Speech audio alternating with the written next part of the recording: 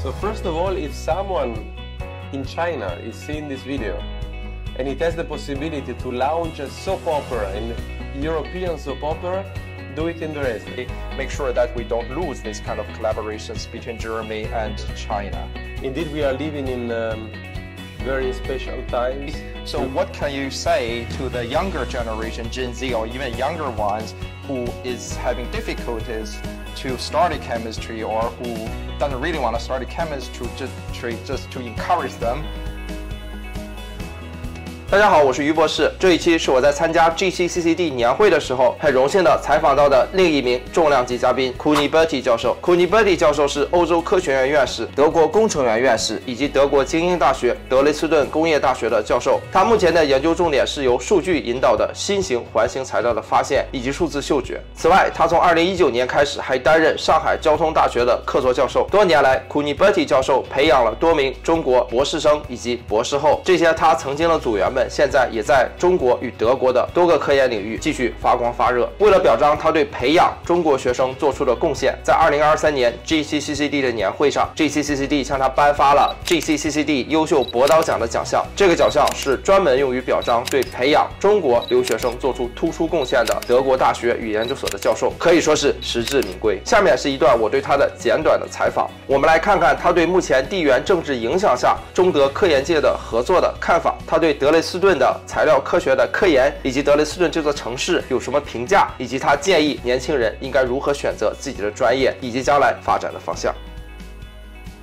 Hey everybody, now we are doing a quick interview with Professor Cuniberti. And first of all, congratulations to winning the award for excellent professors for Chinese students here from GCCCD. So how do you like the annual conference of GCCCD so far?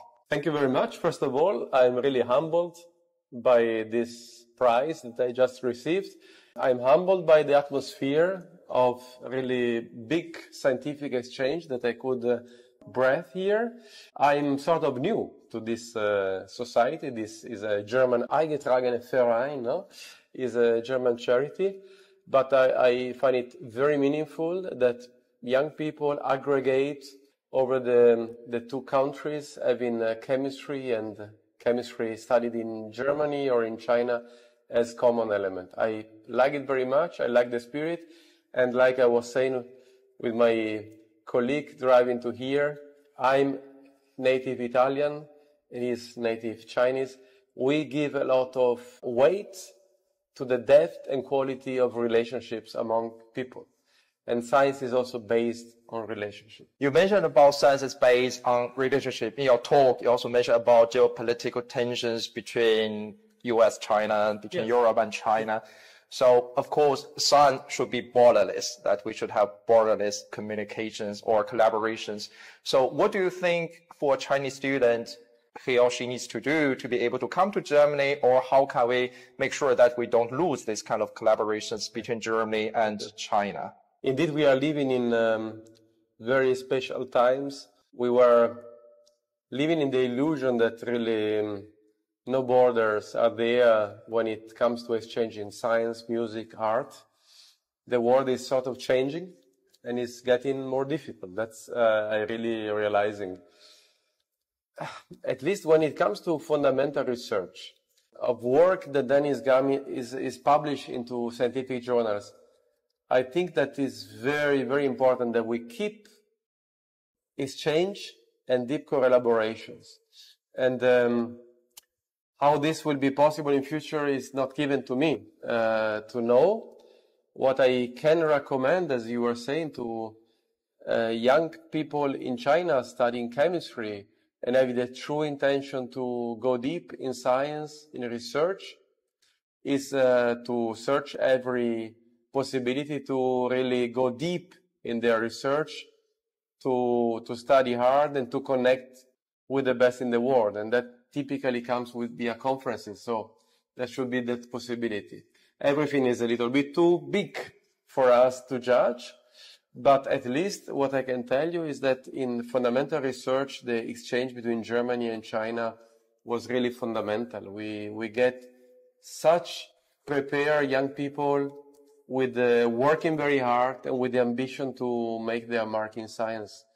And I myself, I'm Italian. I moved from Italy to Germany, and I sympathize for a lot of people that move a much longer way from China to Germany, stay a long time out of and far from their family to pursue the vision of becoming a top chemist. And that's fantastic. I hope it could go on. Absolutely. You mentioned also that Dresden is sort of the center for material science in Germany or in Europe in general. But Dresden is a city that is not really well known in China. It's like Munich. Cities have Bundesliga teams are more known because people know the teams. So you mentioned about the different research institutes. What else do you want to say about Dresden, about the city, about the people, or the food here to attract more people? Very good point. So first of all, if someone in China is seeing this video and it has the possibility to launch a soap opera, an European soap opera, do it in Dresden. It's a beautiful, picturesque town with a lot of history, and probably the way by launching a soap opera centered in Dresden can reach a lot of people, imagination. And what is Dresden is offering now is among the best material science scene on planet Earth. And actually, it's difficult to capture Germany because you have university, Max Planck, Fraunhofer, Leibniz, Helmholtz. But if you aggregate this information, this is mind-blowing. But what I appreciate very much of Dresden is not only the fact that it is a city of science with best research. You can have, with enough money, anywhere in the world. What you cannot buy easily is legacy. And as an Italian, I can tell you, I mean, you cannot, I mean, in principle, it might be possible, but it's very difficult to build the Colosseum from Rome to Berlin. I mean, Germans did it with the Pergamon Museum, with the Pergamon Temple. But typically is not to be done. So what this city is offering on top of the very profound science are 400 years uninterrupted of highest level of culture. We have here in Dresden one of the 6 top orchestra on planet Earth. There is every year the magazine Gramophone ranking the top opera orchestras. And the Staatskapelle Dresden is one of these top orchestra, like the Wiener, the Philharmonica, Berliner, Philadelphia. And for me, loving music, I'm sitting in the curatorium of the Staatskapelle, is a great pride.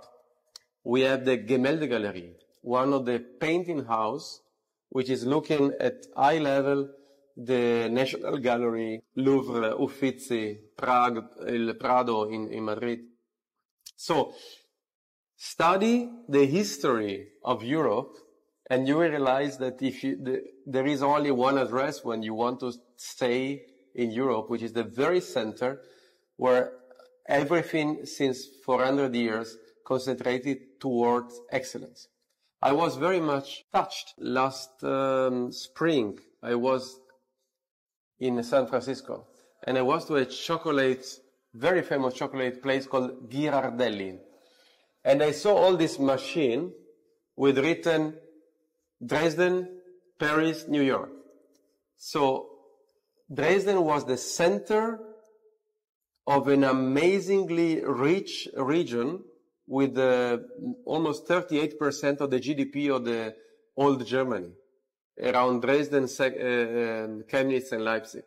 And it's enough to walk around the street of Dresden, around the Elbe, to see all these villas for former people having companies producing machines, to see that there is an amazing past, an amazing culture, and now is our responsibility, like with the amazing past and culture of China, to revitalize after the years of political division. Yeah, I started also here in Dresden. Really? I can confirm it's an amazing city. So next question is about the younger generation in China. They become less and less interested in subjects like chemistry, where they say it's one of the most challenging subjects to study because it's difficult to find a job, etc., etc. Yes. So I know you started physics. You're not really did chemistry for your first degree. So what can you say to the younger generation, Gen Z, or even younger ones, who is having difficulties to study chemistry, or who doesn't really want to study chemistry, just to encourage them?